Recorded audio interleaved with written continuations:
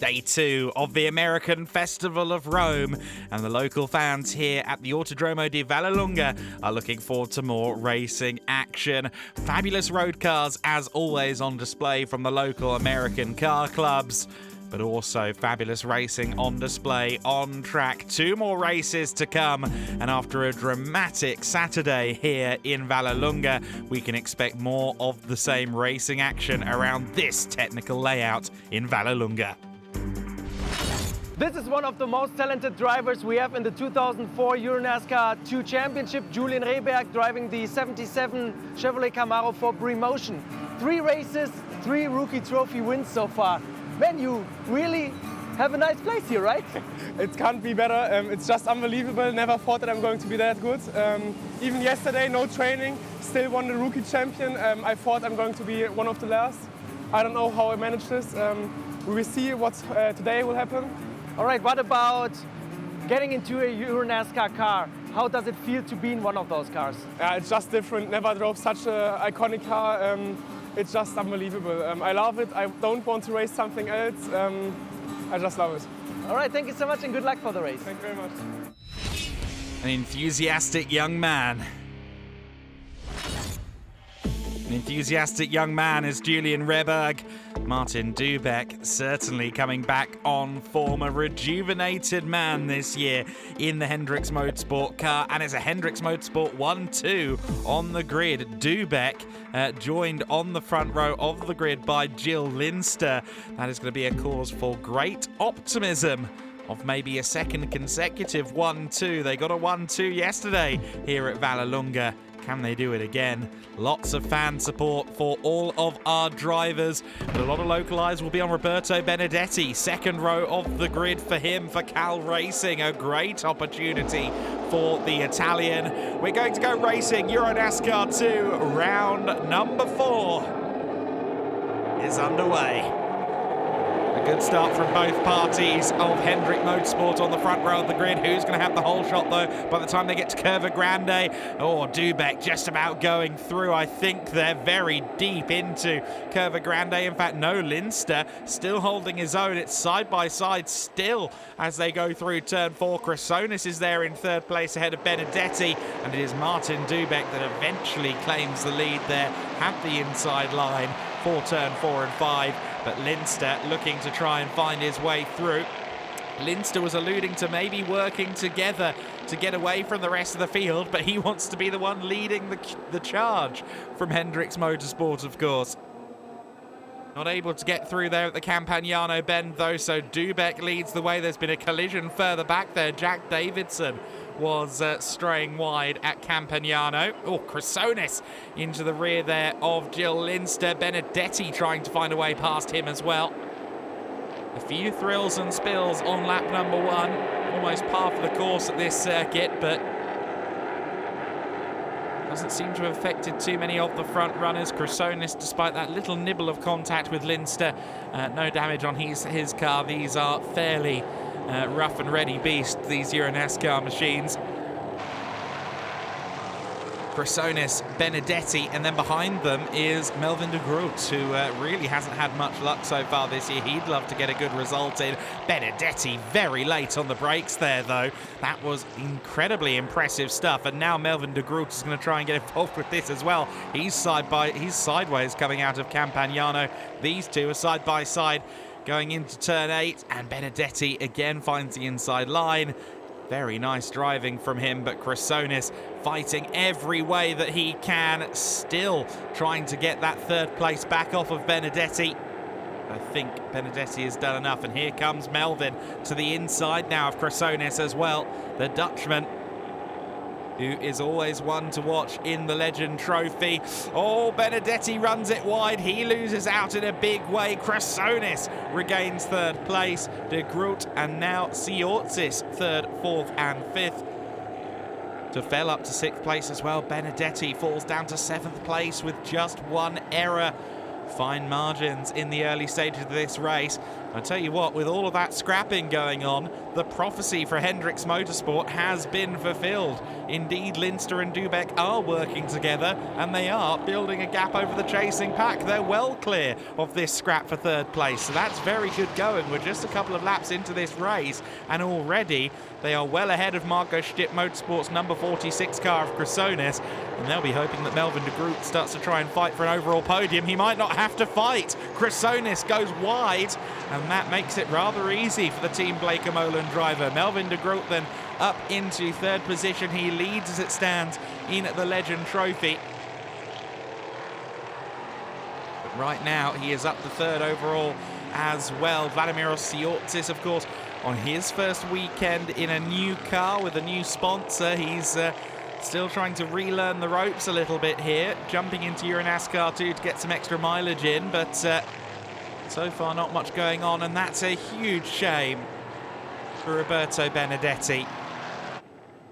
Benedetti slowing down and coming to a halt. That brings out the full course yellow, but more importantly, that ends what looked like a very promising race for the Italian. So then, as we return to green in a few moments, hopefully, can Osiortis try and get onto the podium? Will we see shuffling between these two at Hendricks Motorsport? Lap 8 of the race, and we are back underway. Osiortis to the inside of Chrysonis. But Chrysonis with better pickup there out of the corner. Thomas Tuffel leading the queue. I think he's managed to get past there on the restart potentially. So the restarts from full course yellow once again shuffling up the order a little bit. Tuffel from Chrysonis, from Osiortis, from Florian Richard, and then behind you have the two Vic Motorsport cars, Valerio Marzi and Mario Ercoli. Oh, Tuffel too deep into the corner, but he's got good momentum coming out of turn 8 nonetheless. Can he hold on, or will Chrysonis find a way by? It's Tuffel on the inside line for the braking zone that follows. Bit of a lock up there, but Tuffel holds on. Great fighting. And now Chrysonis and Osiortis are side by side. And Osiortis gets it done there. That moves him up to fourth. No, it doesn't. Chrysonis holds on and gets back to the inside line at turn 14. Chrysonis really is showing his defensive mettle here. Came up through the British-based Junior Saloon Car Championship, which is certainly somewhere where you're forced into getting your racecraft right. Valerio Marzi has gotten past Florian Richard as well, so he's on the move. Dubek and Linster still clearing off from the rest of the field here in the battle for first place. I wonder if Linster is going to make a move before the end of this one or not. Sure, they are teammates, but they're also championship rivals. The further we get into this season, the more they look like the two primary protagonists in this championship battle. Dubek with that red banner on his windscreen, of course, signifying that he is the championship leader right now.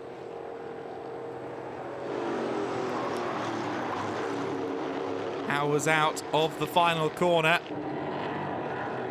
Dubek has been exemplary this weekend.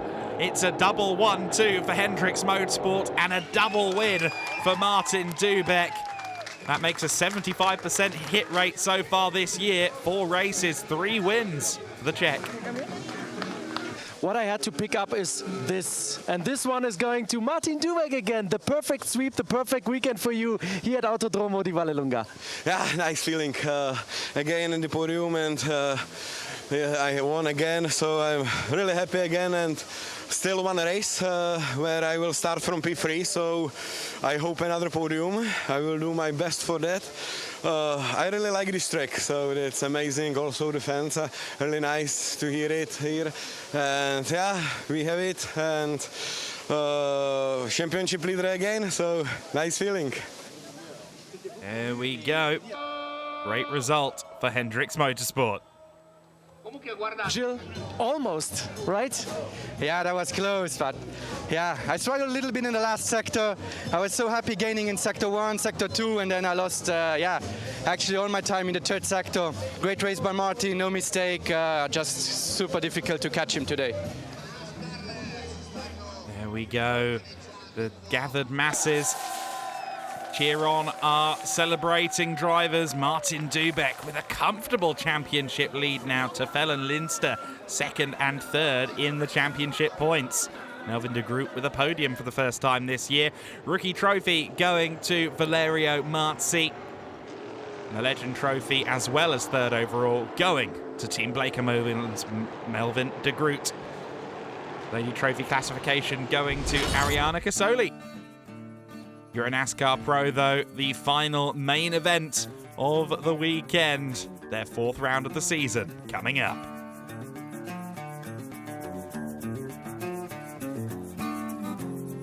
One more to go in Euro NASCAR Pro here at Autodromo di Vallelunga, and I'm here with one of the top contenders in the Euro NASCAR Pro Championship, Mark Goossens, racing the 72 for Team Blakemolen. I think the story behind your success at the moment is consistency is key, right? Yeah, but it's always been like that in NASCAR. When we get to the semifinals and the finals, we score double points. So staying out of trouble as much as we can. And yeah, consistency. I mean, like yesterday in the race, I had a couple of fights, for example, with Ercole and Lazer. But, you know, if they pass you, it's only 1 point difference. So you have to think about it. You have to be smart about it. And, you know, for our performance at the moment, I think we are there and about. We are not the fastest car in the field, so we have to score the maximum points that we can do. You joined Team Blakemolen for this season. Very late call to be here in Euro NASCAR Pro. How's the feeling with the whole team? It's great. I mean, the whole race planned by Blakemolen is, I mean, if you look at the complete infrastructure, it's, I think it's one of the greatest teams in the paddock. The atmosphere is very good. There's, of course, thanks to the Blakemolens, there's a good family atmosphere. All the members are just great. I mean, we have a mix of Belgians and Dutch people here, so it's just good chemistry. It feels great to be part of it. All right, thank you so much and good luck for the race. Thank you, appreciate it.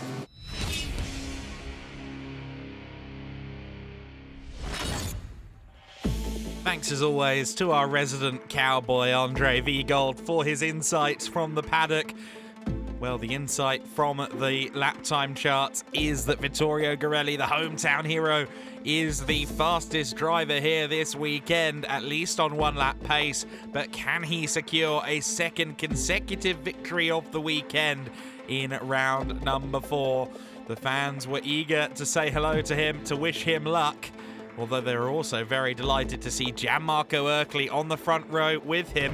And it's 3 Italians on the first 4 spots of the grid. Martin Dubeck joined by Fabrizio Armetta on row 2. We're underway. We are racing for the final time this weekend in the NASCAR Wheel & Euro Series, the American Festival of Rome, with 2 Italian-based drivers at the front of the order. It is Garelli from Ercole, and then Armetta makes it an all-Italian top 3 in the early stages. He has come on such a long way in recent times for the club. Motorsport was always quick, but he seems to be levels above himself this year. Martin Dubeck remains in 4th place. Then it's Lacer in 5th position. Paul Geoffroy 6th.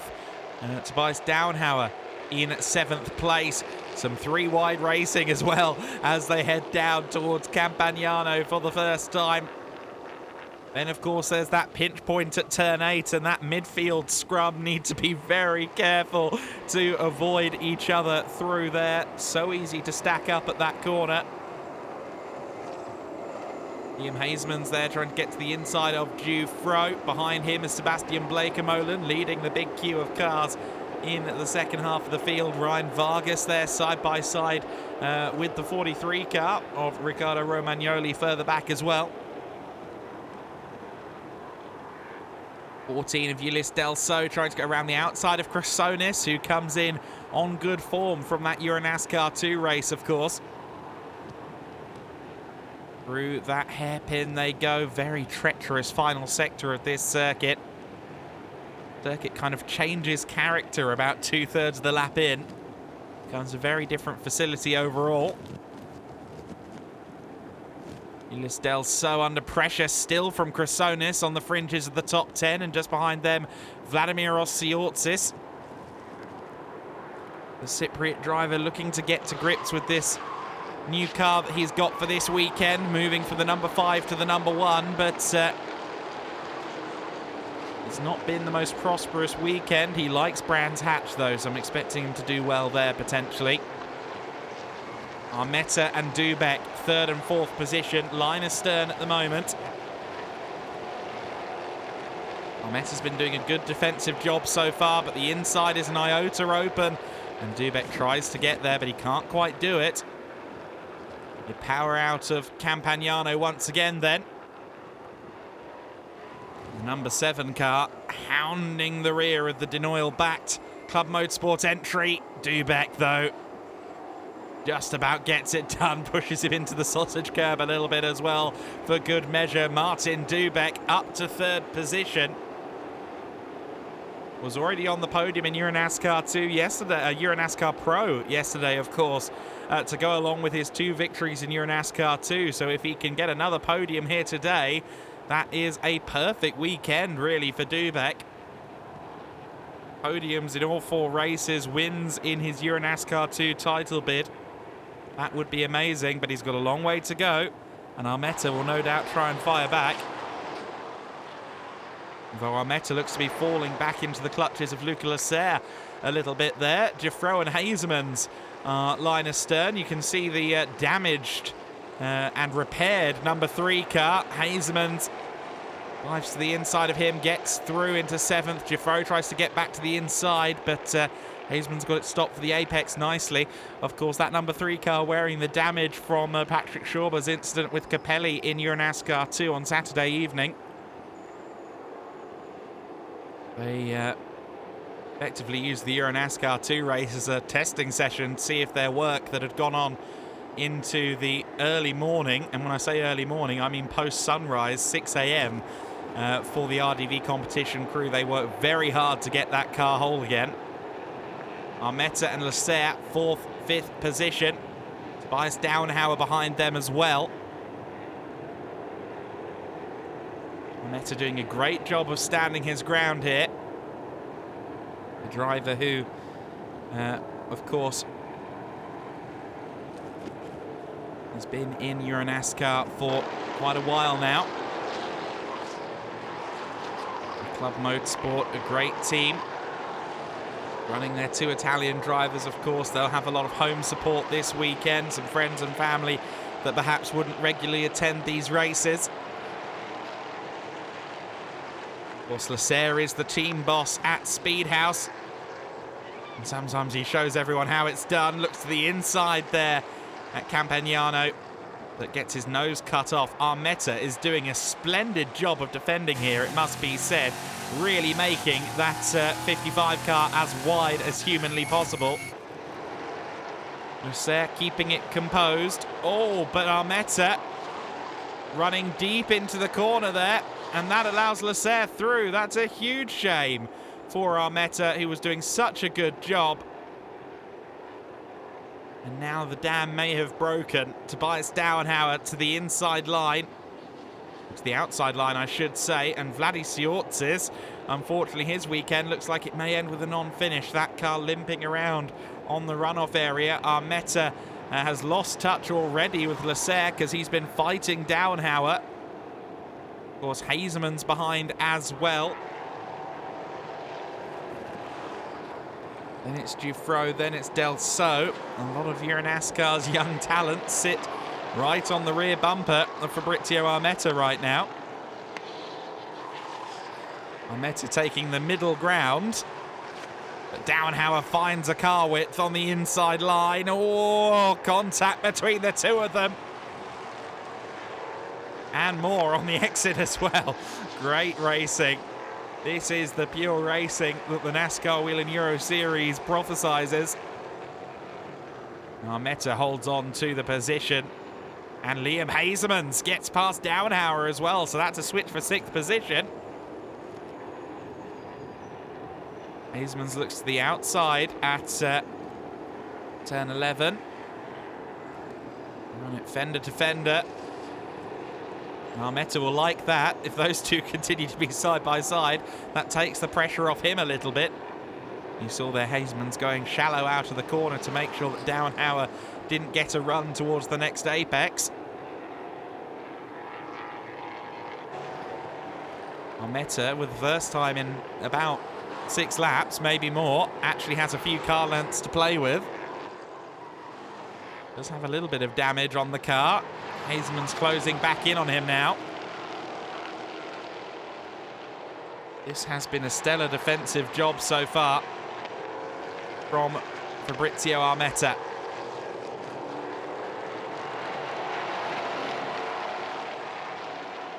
Heijmans in the slipstream, states his intentions towards the outside line. Will he try and dive to the inside last minute? No. Armetta covers off the inside. Great fighting for this position. Armetta, we ride on board with him. Ooh, that looked a little bit uncontrolled. Oh, very uncontrolled. Across the sausage curbs goes the 55. Heijmans and Douwenhauer go through. I felt that in my spine. I imagine you maybe felt it in yours as well. The vertebrae compressing a little bit for Armetta, unfortunately, on those sausage curbs out of turn 8. Still trying to fight back, though, to the inside of Douwenhauer, but couldn't get it done there. Armetta down into 7th place then. The bodywork that was loose before is yet looser still now on the 55. Again, won't make terribly much difference to the car, but perhaps Armetta might be a bit concerned that he's done a bit more damage to it with that rather theatrical bounce. Luca Lasser is slowing. Luca Lasser sees Heijmans, Douwenhauer, Armetta, and the rest go past him. What's happened to the 33? Lasser, one of last year's championship contenders, was on for a good result. And now it's not to be. He was fighting Dubek for 3rd place. That's gone. DK Car Sports number 24 car, though, has been flawless this weekend. The fastest car out there, the most composed looking car out there. Man and machine in lockstep here at the Autodromo di Vallelunga. And it's the Belgian team with the Italian superstar that claim it. Vittorio Garelli is the race winner. Ercole takes 2nd place. Dubek rounding out the podium, meaning a brilliant weekend for him across both categories. But Garelli is the man who has the celebrations.